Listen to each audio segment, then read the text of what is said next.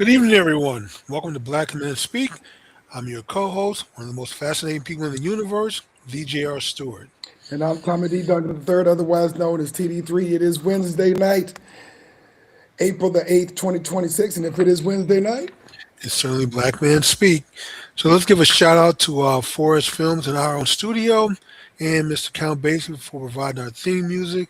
And if you haven't already, please hit that like button, subscribe to our channel, hit the notification bell so you'll be notified when new shows are uploaded, which is every Wednesday at 9 p.m. And you don't have to necessarily do it in that order, but just make sure you get all three done if possible. If you're here watching the show live, then invite a friend, a family member, a coworker, a neighbor, or a frenemy to come watch the show with you so you have something interesting to talk about for the rest of the week. With that being said, Tom, let's do what we do best. all right, tonight we have another exciting show. We're going to wrap up our analysis of the men and women's college basketball playoff this year that we have been kind of doing our predictions on for the last couple of shows.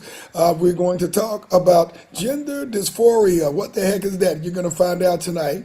And then we're going to actually follow up to a conversation that we started last week about what you're eating, what you're putting in your mouth, how that affects your life, and how why you might need to start cooking a little bit more at home. But before we start everything off, we do have a couple of condolences that we need to share with everybody. Two out of three of them are old school, and one of them is a younger sister that some of you folks may be more familiar with, especially if you watch pageants. So let's give a moment of silence to those that we have lost over the last week or so.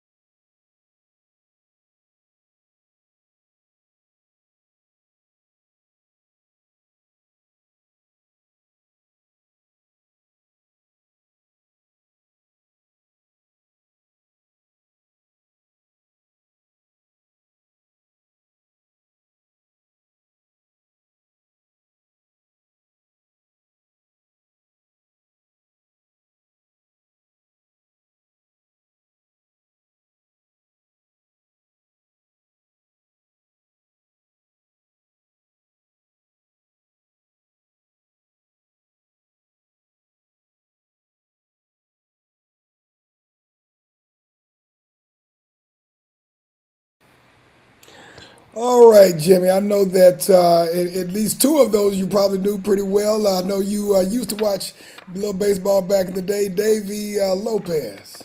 Yes.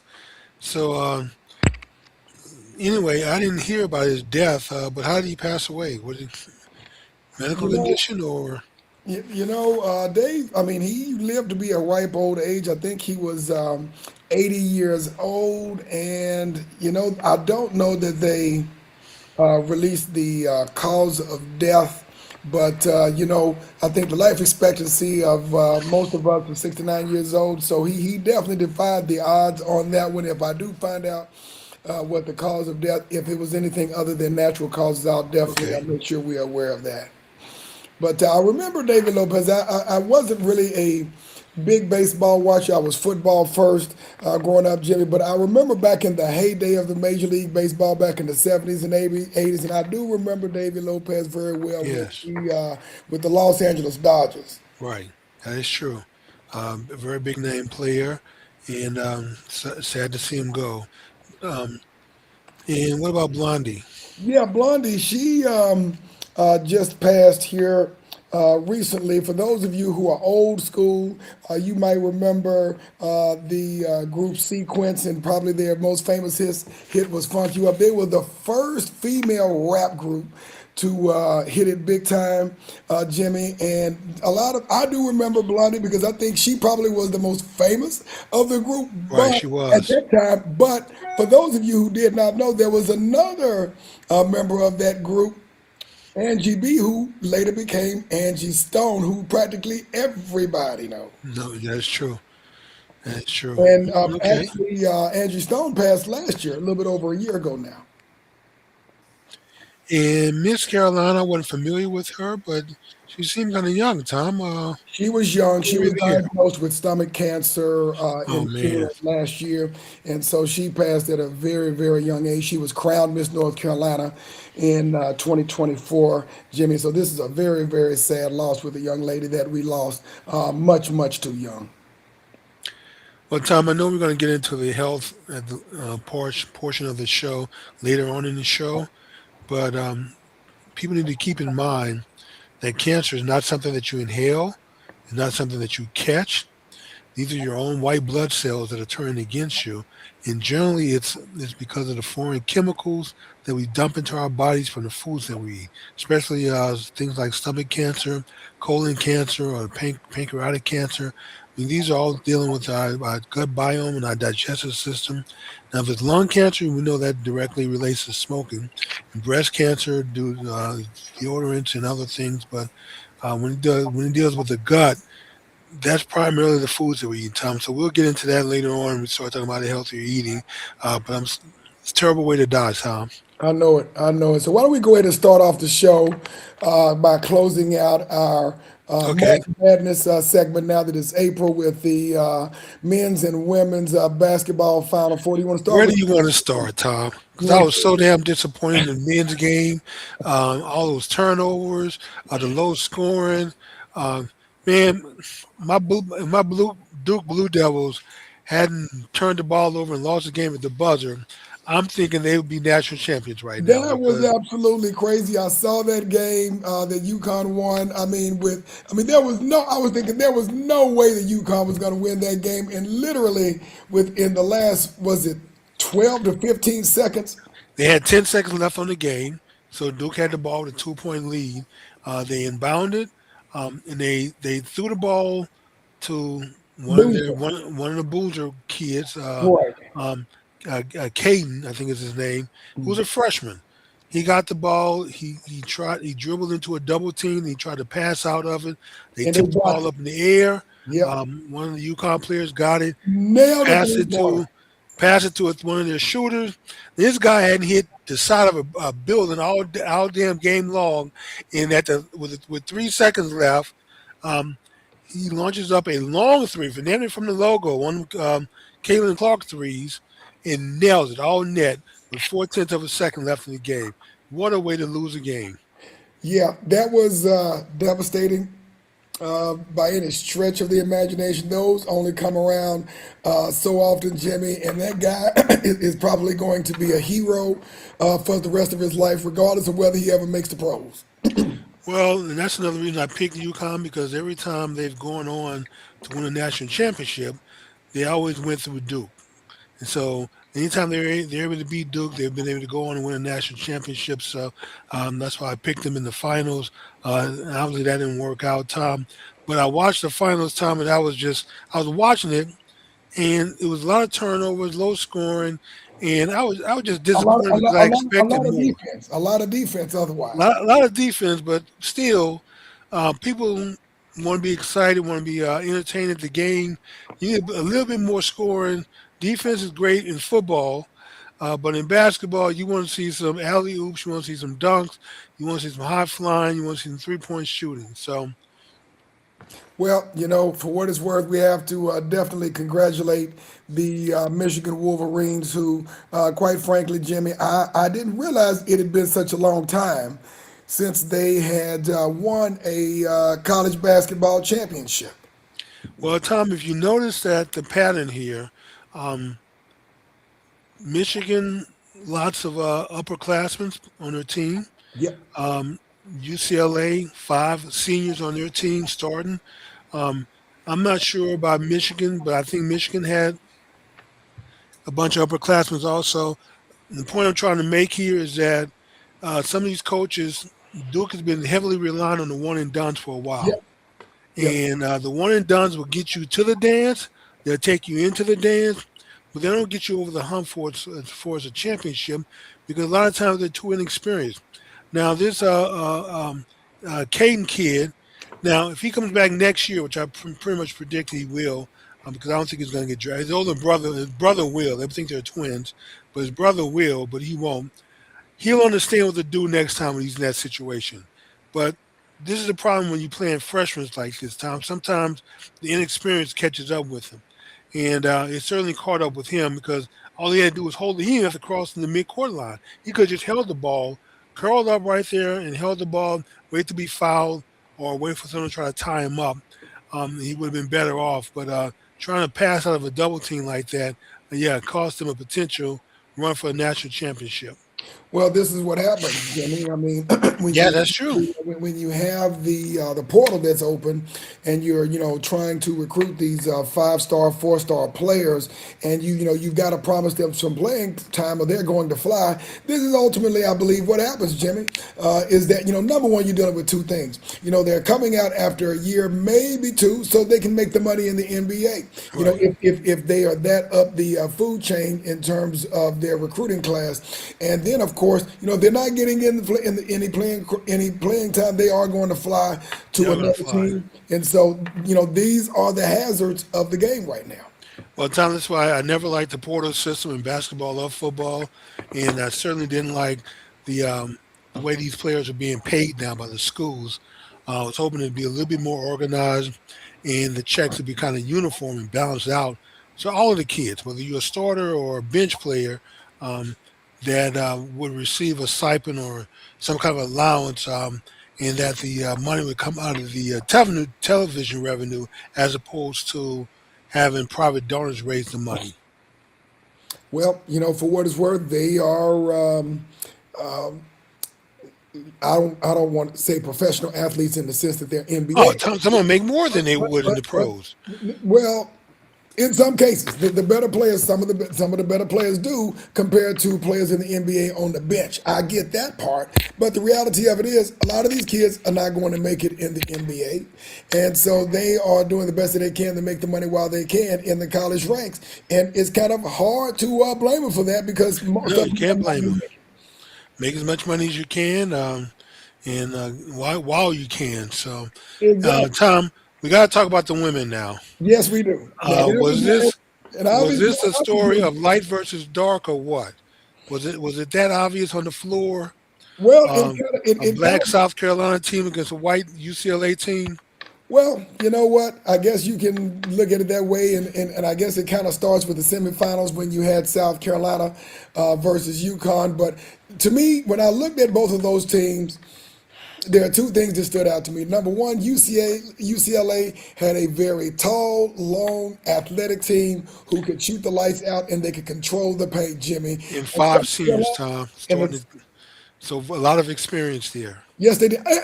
Every one of the starters, there were five seniors started. They were loaded with seniors on that Yes, UCLA team. That girl Lauren Betts, of course, who is going to be a top draft pick in the WNBA, was just controlling the paint throughout the women's basketball playoffs. And man, when I was like, they're gonna have a hard time trying to manage her, and nobody could manage her. So the reality of it is, UCLA was very experienced. They were very well coached. They were very disciplined. When UCLA beat Texas, man, the team that we had been talking about last week, I mean, they completely shut them they down did. in the semifinals. And one of the best players in the country, uh, I think the girl was 3 of 23. I'm trying to remember her. Madison Brooks, I think was her name. This is one of the best players in the country. They shut her down 3 out of 23, and of course, that block at the end of the game, that Lauren Brooks basically slapped that girl's ball when she was trying to get Texas back in the game. Jimmy, I was like, South Carolina's in trouble. Yeah, and Tom, one like South Carolina didn't have a little height because their center is 6'6". I know the UCLA center is 6'7", but Yeah. they're pretty close in height. But it looks like South Carolina, I mean, UCLA may have been just a little bit more athletic, a little taller in all the positions, Oh, absolutely. um, and you like you said, the thing I noticed, Tom, is that their center probably could have scored a lot more because she passed when she got the ball and posted up. Sometimes she took the shot, but a lot of times she passed out of it. It was like, Yeah. girl, take the shot. I want to see what you can do. This is your lead up to the WNBA because you know you're going to be drafted. Oh, yeah. Um, but yeah, she they're a very unselfish team. Tom, they pass the ball around. They play really good defense. So they deserve it. It wasn't a fluke. And South Carolina was chasing uphill battles the whole game. They So, just didn't have it. I think they were. I think after they lost to UConn, man, that took a lot out of them, and I just don't think they had it, had enough left when they got to UCLA.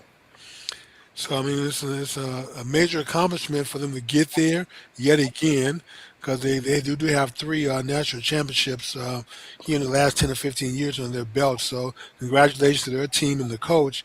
But yeah, this they just ran into a buzzsaw, Tom, and just got their heads chopped off. So, Yeah, just the way it goes. a team that was more experienced, a team that I don't want to say that they had fresher legs, but the way that UCLA dumped Texas in the semifinals, man, I just think they had a little bit more energy coming into that final game than South Carolina did, man, and they took it to them.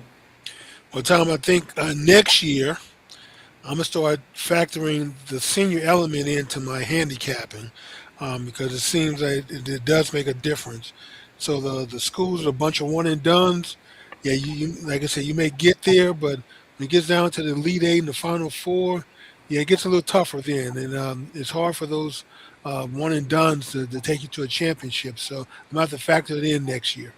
Yep, yep. And so, of course, we want to congratulate the Michigan men's team and, of course, Yes, the UCLA women's team for winning the national championship. At least one of my picks got it through there, Jimmy. But yeah, yes, you did, Tom. So yeah, you did much better than I did because we got busted yeah, pretty early, man. I rolled UConn all the way. So Yeah, gotcha.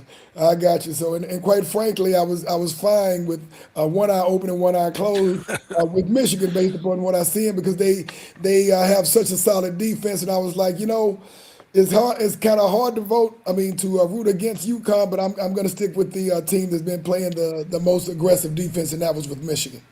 I thought history was going to be made, and it is hard to vote against UConn because they've been there so many damn times here in the last 10 years. So, both of my picks for the championship were bust. I would So say well. what would you say overall, just looking at the at March Madness, any specific observations on the men's and the women's side with March Madness for this year, and we'll go ahead and wrap it up and go to our next story. No, I think the coverage was good, Tom. I like the play-in format to allow a few more teams to get a chance to get in. But I mean, well, let's face it, though. Um, I mean, most of the play-in teams and the teams that are 15th and 16th seeds are just red meat for the teams at the top. So I think Michigan was maybe a third seed overall, even though they only had three Right. losses. Um, but yeah, I thought the number one seed was going to do a little better to include Duke. But that just goes to show you, man, that in the tournament it's one and done. So maybe in the 7 game series it will be different. Maybe the top seeds would prevail in a 7 game series, but when it's a one and done format, yeah, you got to bring your A game every single night for 6 nights, 6 games in a row in order to win the championship. My observation is that I am a little bit more attached to the women's college basketball series than the men's. I typically don't start really paying attention by really looking at entire games until maybe the Sweet 16. But I'm liking the matchups, team to team, and then the coaching narratives on the women's side a little bit more than the men's side. Even though I watch both brackets. Well, Tom, this is the most women games I've watched during March Madness. I mean, I like the way LSU women played when they were putting up century scores on people. So I had them going a little further, and they kind of let me down. The Texas team, of course, they're the home team, so you got to go with them and TCU. But I like the South Carolina team. I knew they were going to, go far into the tournament, only because of their rich history. The team that I didn't think anything of because I just hadn't watched them all year long was that UCLA team. They just sort of Yep. snuck up on me. I don't really catch any. I guess they're in the Pac-10 out there out west, but I didn't catch any of their games during the season. I didn't know anything about them. I knew they were on a one seed with only one or two losses, but I hadn't watched them play, so I didn't think too much of them. And then because of their complexion, Tom, um, that was another indicator for me. I'm thinking when they run up against some teams that have a little more melanin, available to them that they're going to have some trouble, but they had no trouble whatsoever, Tom. They did not. And quite frankly, I am amazed at the how good a shape these young women are running up and down in Yes. the court. When I was looking at these games, I was like, I'm not going to say that they're in better shape than men are. These women are in good shape. Now they can't dunk the ball, but they were nailing threes and they were running up and down playing full court press in some of these games. I was like, these women are in good shape. I don't And ever. Tom, they're scrappy too. Let that ball hit the floor. Everybody's jumping and diving. I mean, yeah, the women play hard. I give They them do. that. They do. They do. I've got to give them their kudos. I got to give them their props. These women are in shape. In some cases, if it just wasn't for their size and height, they could probably compete with some of the men. But yeah, I'm enjoying the women's college basketball games more so than the pros. That's saying a lot. Okay. All right, Jimmy, let's go ahead and transition to our But two before we main do that, stories. Tom, let's Yeah. can we give acknowledge some of the people we have on the chat line? Oh, you know what? There we We go. have Thank you very much for we have reminding B me for that Real Girl we got and one of our favorites, Miss Tanya Hall. Yeah, Ms. Tanya Hall, we got two of our most loyal followers. We got Ms. Tanya Hall, and then, of course, we've got Ms. Audrey K, both down in Dallas, Fort Worth. Cousin Audrey, yes. Yeah, cousin Audrey K on the line as well. I want to thank them for joining us and supporting us as well, and let us know your thoughts. I don't know if either of you guys got a chance to watch college basketball, but if not, definitely go ahead and chat in on our conversations for this evening, Jimmy. So let's go ahead and get to topic one, which is gender dysphoria. I'll let you lead us off.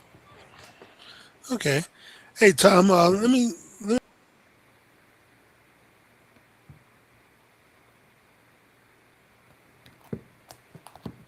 All right, I'm not exactly sure if Jimmy is frozen or if I am frozen, but I'm going to continue to move forward just in case, and I'm hoping that it is not me that is frozen. So, what I'm going to do is I'm going to talk to the chat line. Can anybody just say, I can hear you if they can hear me? Because I don't know if I'm frozen or if Jimmy is frozen.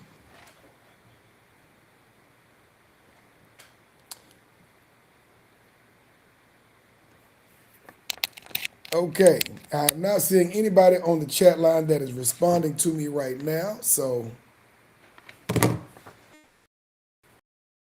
all right, folks. Well, what we're going to do is we're going to either give myself or JR a minute to pick back up and see if we can get the ball back rolling. It looks like, there we go. I think Jimmy's coming back okay. on.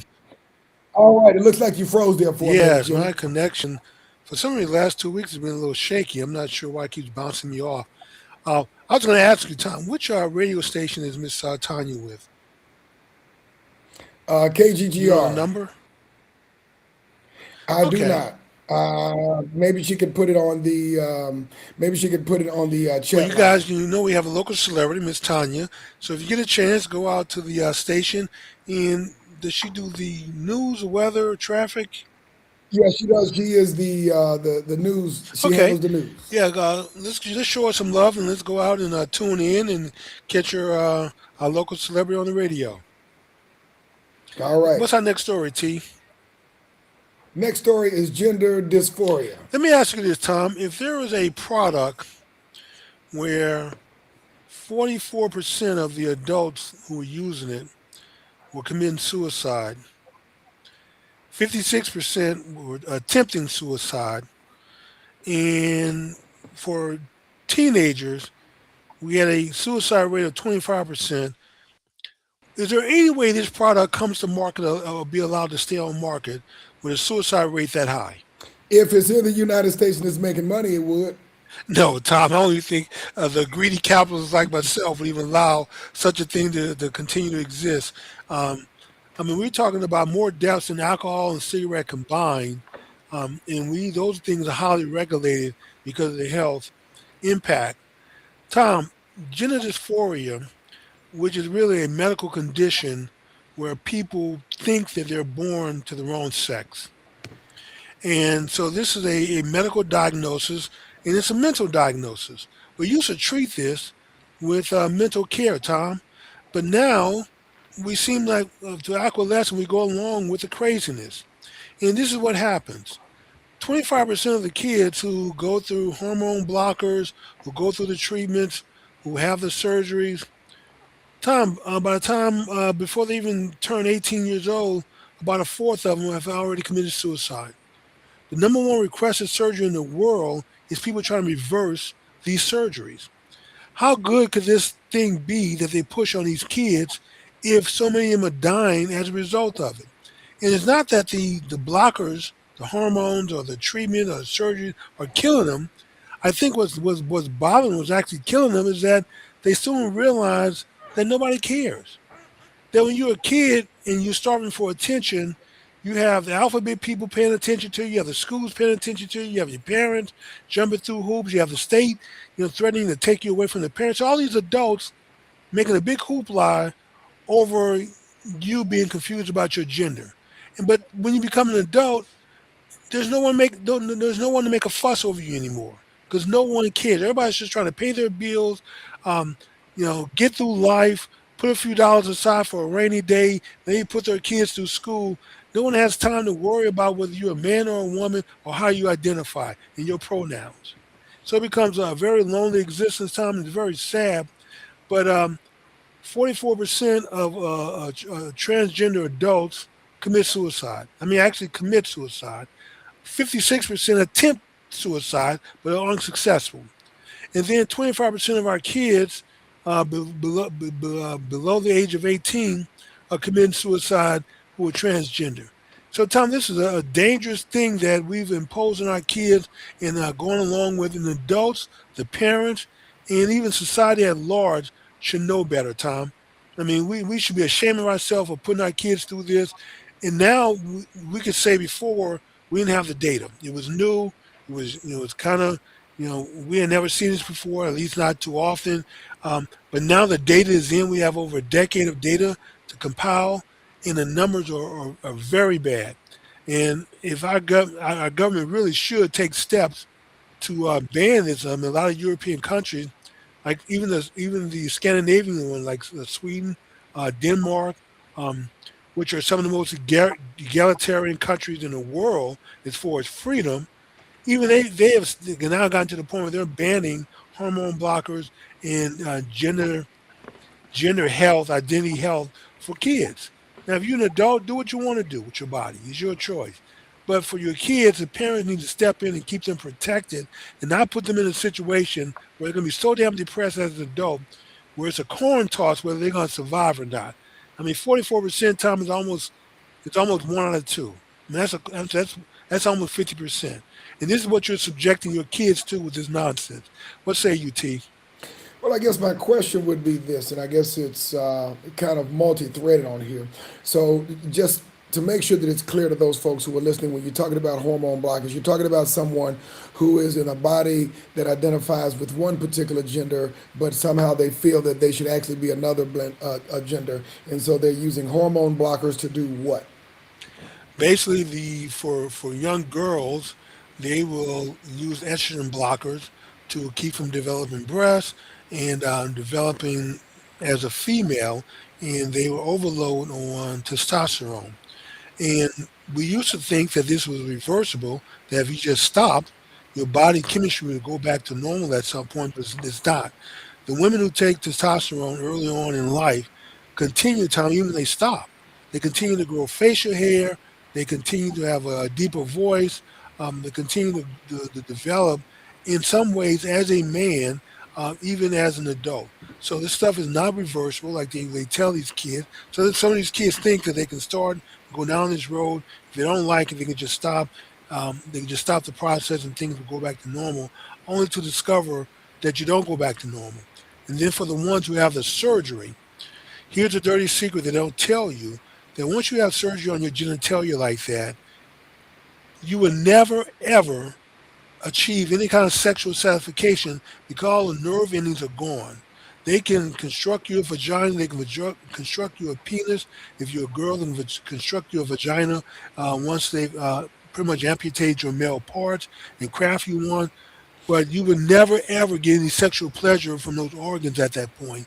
And that's also, I think, contributing to probably the depression that some of these adults, because I don't know about you, Tom. When I was growing up, especially at an early age, sex is very enjoyable. It still is, even though I probably don't have as much sex as I did in my 20s, but it's still pleasurable.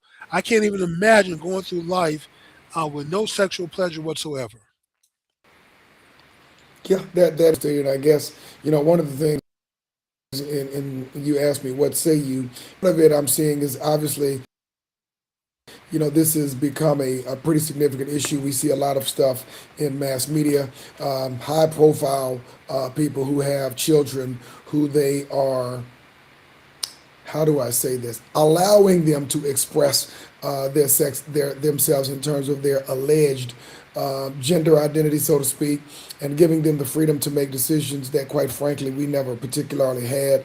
Not to say that we did not have folks who were allegedly gay or lesbian or whatever the case is.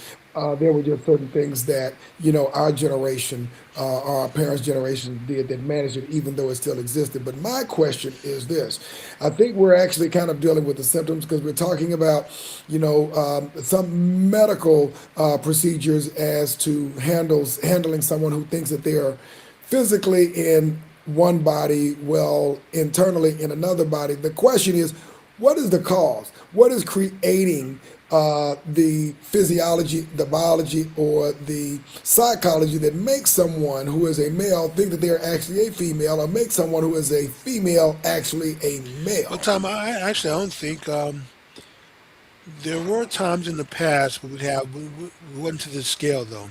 Now we have outright contagion. But I think this is more peer pressure to do this. Kids who want attention. Everybody wants attention now. Um, the, the Of number of course, kids in Gen Z, the number of kids, teenagers, who were identifying this way, um, interested in it or trying to learn more about it, was very small 10 or 15 years ago. Now, the last study I saw said one-third of the Gen Z kids are open to the possibility of gender dysphoria. So I think that's just peer pressure, and since everybody wants attention, and this gets you a lot of attention. A lot of adults are making a lot of noise around these kids. When the reality is, the message should be, if you really think that you're a girl when you're born into a boy body, let's get you some psycho help. Let's get you on some meds. Let's treat this as a mental illness that it is. If you're just doing it for attention, then your dad and I, your mother and I, need to find a way to get you the attention that you need. But this is not the way to do it. Ruining your life, putting yourself in a position where you're going to be so depressed as an adult that there's a good potential that you're going to commit suicide is not the answer. And the parents who allow their kids to go down this track, Tom, I'm so disappointed. This should Actually, there are states like California and New York that would remove the child from the home if the parents are not okay with them going down this path. When it should be the other way around. Parents who go along with this should have their children taken away from them because you're not doing your child a service. You're doing them a disservice by allowing them to make a horrible decision and you going along with it. This is why we don't let kids sign contracts. This is why we don't let you vote until you're 21 or buy liquor or go into a club until you the age of consent, which is 18 or in some states 21. But Tom, these teenage kids just haven't lived long enough to be making these kind of earth-shattering decisions about their bodies. I would agree with you on that, Jimmy. I think that, as you are a young child and you're growing up, your body's going through changes, your mind is going through changes, you're establishing your identity from an individual perspective in terms of your family, in terms of your culture. And I think all of us have probably gone through that at some time where it's what's going on and our bodies begin to change, whether that be our voice, whether that be our physiology. And quite frankly, you can get you become very insecure, you become very serious. And, a lot of young people just kind of close up and they don't feel that they can really talk to anybody. And then you add to that, I would agree with you, Jimmy, when you add peer pressure to that and predators who actually prey on young people, not to mention the number of pedophiles. who are out there who are preying on children. And I think there were some statistics when I was growing up. I want to say, I don't recall. It may have been two-thirds of young women had been either harassed or sexually abused in some way, whether that was someone who was a random person, someone who was a family member, or whatever the case is. And so, when a young person or an adult, for that matter, goes through that type of trauma, it forces them to question themselves. But as a child, it is the responsibility of their parents to put their arms around them to understand what's going on in their life. That's a whole different story because now we live in a society where you have phones and technology who are raising your children more so than what you are, Jimmy.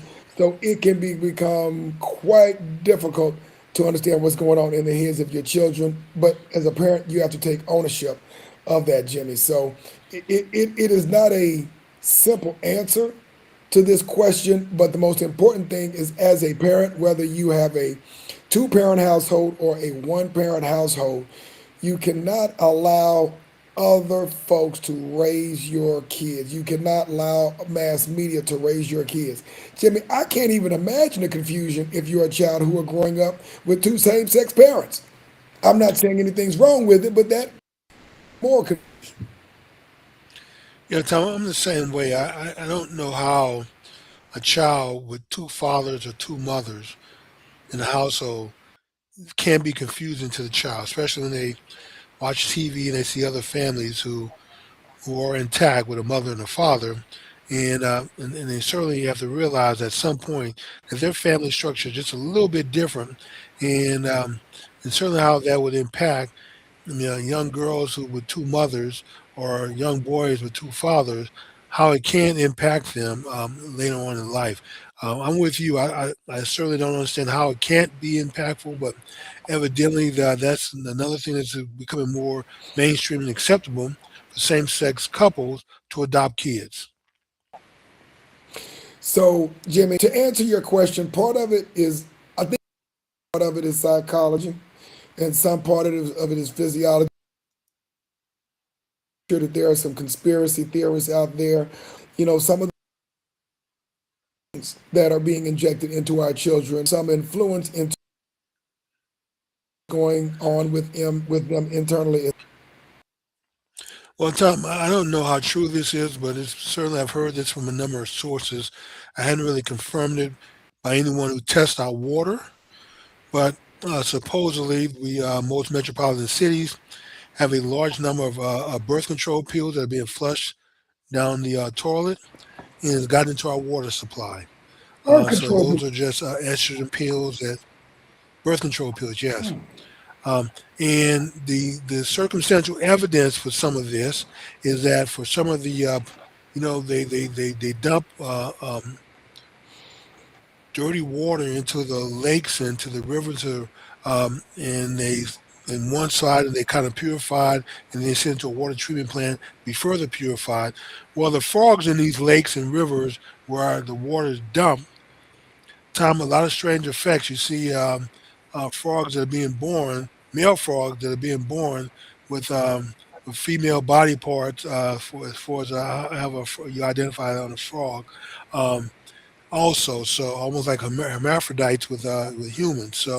Um, and so the suspicion is that yeah, we have a lot of estrogen that not filtered out because our filters are not designed to filter that out. That's got into our water supply. So men are just becoming softer. Um, and more feminine. And we already have this attack on masculinity. We call it toxic masculinity, where a lot of men are deciding that maybe it's just easier to soften up and be more like a girl than it is to be a boy, so society doesn't attack you. So there are a lot of different forces going on, Tom. Um, but I'll say this, and then we can move on. For all you guys out there that think you're gonna buy into this whole toxic masculinity nonsense and think maybe it's just easier to be more in line with your feminine side because women that's what women like. Truth be honest, truth to lies, Tom. Women do not like feminine men. They don't like soft men. They don't like betas. Um, you know what women really like deep down? A manly men. That's who they're really attracted And to. what does that mean to They may you? marry you. What does Huh? that mean to you when you say a manly man? That means men who have more of an alpha type personality time as opposed to a beta or a gamma type personality. Women marry betas. They have babies for them because betas are safe. They're the quote unquote nice guys. But there's a reason why we all know that nice guys finish last. Um, I've seen, I watch these, I have to admit I'm a YouTuber also. I watch a lot of YouTube videos. But I see so many of these loyalty test videos where these women who cheat in time, they'll admit that they have 85% of what they need from their husband, 90%. One lady said she got 97% of what she needed from her husband. But you know what she doesn't get from him? She doesn't get any leadership from him. He's not that manly. He's soft. He gives her whatever she wants. She's the leader of the household. And what she really wants, every now and then, this is why she cheats on him, is a guy who's just going to put her in her place, is going to manhandle her, talk rough to her, not give her way, somebody that she can't manipulate. I'm not, and generally that's just some piece of crap gamma guy. And I'm not saying women should turn to those guys, but generally alpha men who have a little more respect for themselves and for others they're in a relationship with. They have a leadership ability, but they also understand that they have to get a consensus from the person in a relationship with, which means you have to listen. That this person is also your friend, this person that you don't mind dying for because you're going to protect her and your family. Um, these are really the characteristics that deep down women are really attracted to. Um, Not the soft beta that give a woman whatever she wants, that she can wrap around her finger over time, Tom, she may like that in the beginning, but after 4 years, she gets sick of it. And by 7 years, that's where that 7 year itch kicks in. She absolutely cannot stand you. She don't want to hear you breathe or brush your teeth. You breathing or eating too loud at the dinner table aggravates you. Everything about you at that point aggravates you. And you can know if you're one of these guys or not because the first telltale sign is she doesn't want to sleep with you anymore. So back to our premise. Other than Yes. don't drink the tap water, where do you go with this gender dysphoria? I think it's a lot of peer pressure time, especially now with the numbers I don't know growing. that you're We've going to gone change from a peer two or pressure. three There's percent always been peer pressure. So time, but not like this, or not in this particular category. There's always been peer pressure, but we've gone from 2 or 3 percentage points of kids who are open to this to now 30%. So to me, that's a contagion, and it has to. We have to nip this in the bud how somehow, you do that? and the adults have to step up to the plate and start being adults, telling kids no. So the question would be, Jimmy, you're talking about students, kids who are still in school. They are probably in school more so than they are at home in their waking hours, just like adults are usually at work more so than they are at Right. home. So, how do you prepare your kids to deal with the peer pressure, to deal with the predators, to deal with everything else that they are getting so that you can put a firewall around them? Well, one, Tom, we stop letting. I think we should take it, remove it from the educational system. We shouldn't have transvestite men dressed up as women doing story time in the schools, especially for elementary kids who are young and impressionable. You know, we need to put a nip to the sexuality, exposing our kids to sexuality at such a young age when they really don't really understand. So the parents have to get more involved and talk to their kids about this whole subject matter. And if you're confused about who you are, what your behavior should be, uh, when I was growing up, hey, my stepsister had one of those big doll houses. I had one of those Kens. She had the Barbie. We had the car, and so I can say, and I had a GI Joe with the Kung Fu grip. So did I play with dolls growing up as a boy? Sure, I did. Did it bother me? Did it? I don't think it had an adverse effect on me. So we shouldn't be so strict to say because you see a little boy playing a doll that there's something wrong with it. And, maybe it's innocent and he's going to grow up to be okay. But to expose our kids and make the kind of lifestyle where they think that they're in the wrong body. Someone had to put that in their head, Tom. Kids just don't wake up one day and harmoniously think that I was born to the wrong sex. Someone put that in your head that because they saw you playing with a doll, that you're more like a girl than a boy, and you need to think about that. And unfortunately, this is somebody that they respect, an adult, who generally put this in her head. So that's why I said we need to take it from the school system, take it out, take it even off of media, television, and if you can't remove it, if we can't, society can't remove it. then you do the next best thing, and then you need to govern what your kids watch on TV, and who they're exposed to. And if the schools have story time with the alphabet people coming to the school to, or books on the library shelf, the Queer Nation and Queer Like Me on the bookshelf for these young kids to go read. Um, and when I sat on the library commission for my city, I did everything possible during my 2 year reign to get these books removed from my public shelf. And of course, I lost. But the best I could do was to get a section up on the third floor out of the way and away from the kids section, which is on the first floor. Get these books away from kids who could access them as best I could. For eliminating them from the shelf, yeah, I couldn't quite do that, even though I was president of the board. But I did my best to eliminate it and keep these from being accessible by young kids. And I think society, we need to make more of an effort. It's not okay. It's not discrimination. There's just certain things we need to allow naturally for our kids to develop time without interference. Once they become adults, do whatever you want. Put on a dress, put on high heel shoes, take hormone blockers, go through gender reassignment surgery. I mean, do whatever you want at that point. Love whoever you want to do. But when you're a kid, you need to have a chance to be a kid and grow up naturally the way God brought you into the world as a boy or a girl, a male or a female. I would say that who your child identifies with is very important in the household, in the community. Exposure to mass media. I think that's one of the reasons why, unfortunately, mass media has done a lot of damage to our young people and is a direct result of what you're seeing as the outcome with our young people, in addition to what you're talking about here.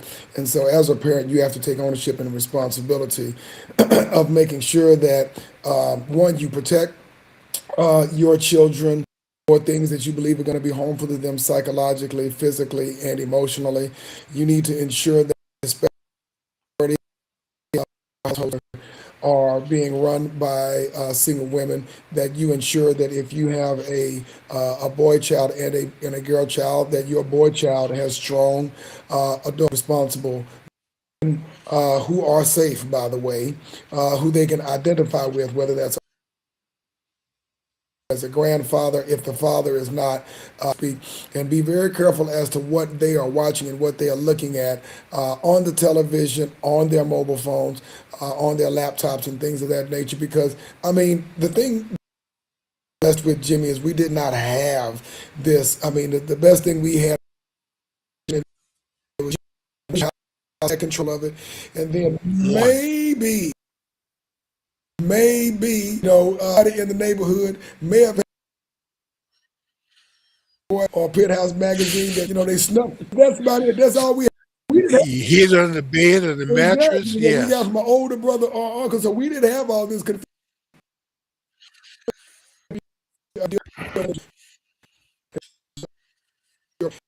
exposing their children to his vehicle out of the bottle. Yeah, I think growing up, Tom, I probably every young teenager in America probably found a way to get a copy of Penthouse with um, Vanessa Williams in it. So, We've got about more minutes. You have so other let's get to our last story, which is a good segue into this. which is I would say you are putting to your mouth, you know, cash out. True. And Tom, I forgot, and I have a report that I was going to send to you for this segment. And it talked about it was someone did a study and went out and graded all of the food from fast food places. And of the popular chains, Tom, only two actually got a passing score, and that was Chick-fil-A and Chipotle. For, as far as even though we know Chipotle is having problems with lettuce and some of their food being contaminated, but overall they at least make the attempt to clean it up and to address the issues. But some of these places, Tom, are so profit driven. One of the things they put in this report was health inspector comes out to your establishment. Tom cites you for roach or rat feces, for uncleanliness, the freezer temperature not being correct, hot water not being hot enough, and you write them up, Tom. 3 months later, the office follows up with a phone call to ask you if you've taken care of these issues. And long as the store manager says yes, I've taken care of it, you won't see me for another 2 or 3 years before I come back. That's our healthcare's food inspectors, health inspectors in most large cities. Tom, the other thing, Tom, I didn't realize, have you heard of something called meat glue? Meat glue. Okay, they sell it on Amazon. It's actually a product called meat glue, and what it is that you can take scrap meats, fats, put it in a grinder, and mix it in with this meat glue, and you can shape it into whatever you want. You want a filet mignon, you can shape this into a filet. You want a New York strip, porterhouse, or T-bone, not of course without the bone, but if whatever you want to shape it into, you can make it look like that particular steak. A lot of restaurants, Tom, have been busted selling glued meat as the real thing. Selling $100 filet dinner when it's just a bunch of stew meat glued together. And the thing that this article pointed out, which I didn't realize till the other day, I actually tried this. Have you notice how thin the hamburger patties are at the fast food restaurants? No, I don't eat hamburgers, so That's right. You don't eat red meat. But I can tell you from the time when I did, I don't eat. I eat red meat, but I don't go out to eat anymore. In fact, the wife and I have gone out once this year. We went to Raising Cane about a month ago. We probably shouldn't even have done that. But Tom, I try to make a hamburger and try to make it as thin as the patties that they sell in fast food place. I couldn't do it. The meat falls apart. The reason it doesn't fall apart at the fast food restaurants is because the meat is held together with meat glue. So they can make those patties as thin as they want.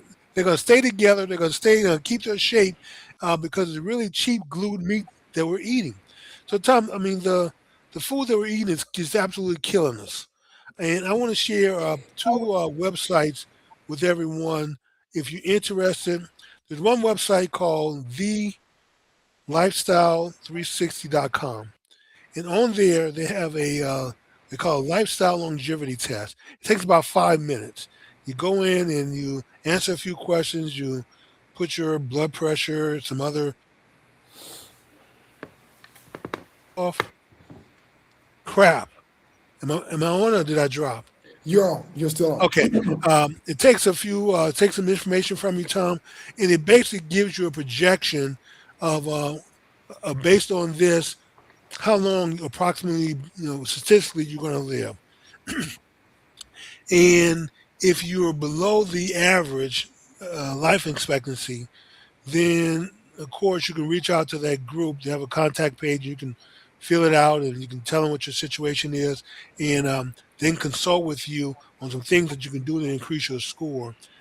So the first time I took it, Tom, I had a life expectancy, and this was last year, of 62. What? You're kidding me. No, and at the time I was 61, and by the time I got to the hospital, it was 64.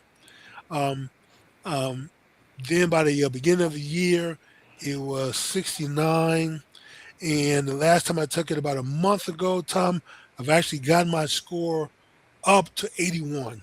So, what is the basis that they use to determine your life? There are a number of health measures, and they have an algorithm that calculates it for you. But it's how many medications are you on? If you have lab results. But I take a lab every month, so I knew mine. You plug these numbers in.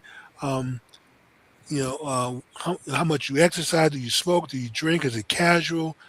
So there are a number of things, information it gathers from you, and then there's a chart that pretty much says here, black men have a life expectancy of 71 or 60, whatever it is. 69. White women, black women, Hispanic, Asian, so they have it all broken down. So when you get your score, you look over and see what the average is for your group, and if you're under that, then you start taking some steps to correct some of the things that are keeping you from being projected to live out to your at least a life expectancy. And if you're over that, then you're in pretty good shape. And so so the lifestyle 360.com, their goal is they're consulting health, longevity, and wellness, but their goal is to help people live to 100. But in order to get to that 100 mark time, you got to start early in life. You got to start in your 20s and 30s. You can't wait till you're my age, which I'll be 62 this year next month. You can't wait till you're 60 years old and start deciding to make your health important.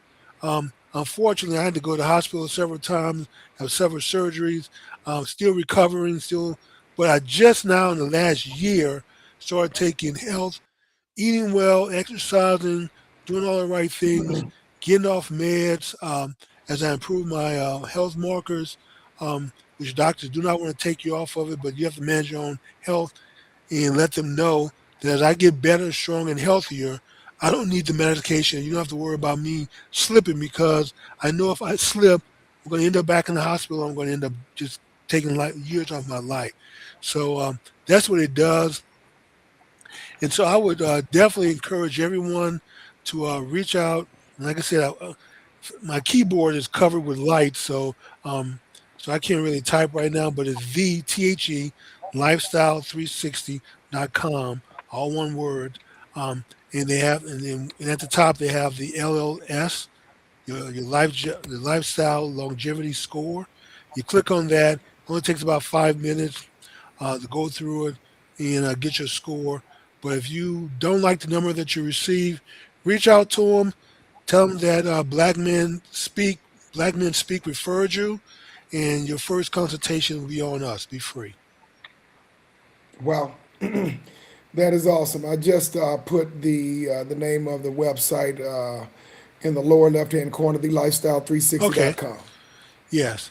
And so, Tommy, the other thing is, in the last year, I have learned when we just stopped eating out, the wife and I, because we were not eating healthy, too much junk food, too much fast food, and and and so now I stay home and I cook everything. So most of our foods that we eat are one ingredient, leafy vegetables, protein, and fats. So if we need to, like, if I make cookies, for example, um, I don't use bleached flour. I use almond flour, which has a lot fewer carbs. For sugar, I use allulose, um, stevia, or lately I've been using monk fruit as a sweetener. And so if I bake peanut butter cookies or chocolate chip cookies with um, um, with low sugar chocolate, that's what I sweeten it up with, Tom. Whatever bread we eat, we pretty much make. Even our pizza crust. My pizza crust is made. We just had pizza the other night um, that we make with ground chicken, and which I thought was absurd. There's no way you can make a pizza crust and make a pizza with ground chicken, but time actually tastes better than anything I bought from Domino's or Pizza Hut. So you can eat Wow. healthier, leaner, with a lot fewer carbs. In fact, if you need some help and guidance, um, there's a website called carbfree.living. It's not .com. It's .living. Um, and that you can go to for additional resources. And even though they say carb free, they really mean 25 grams or less of carbs a day. So they start you off with 100 grams, and then they work with you to slowly get that down to 25 or less. And if you're wondering, 25 grams of carbs is about two slices of bread.